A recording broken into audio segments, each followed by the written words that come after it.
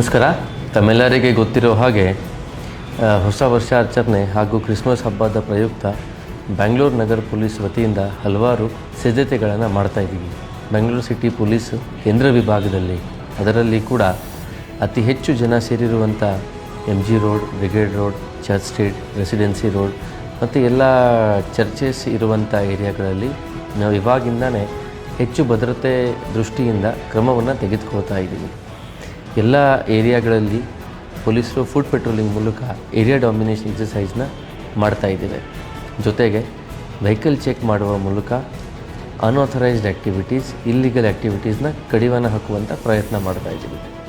ಅದರೊಂದಿಗೆ ಕೂಡ ನಾವು CCTV ಫುಟೇಜಸ್ಸು ಮತ್ತು ಲೋ ಲೈಟ್ ಏರಿಯಾಸ್ನ ಚೆಕ್ ಮಾಡಿ ಅದನ್ನು ಸರಿಪಡಿಸುವ ನಿಟ್ಟಿನಲ್ಲಿ ಕ್ರಮ ತಗೊಳ್ತಾ ಇದ್ದೀವಿ.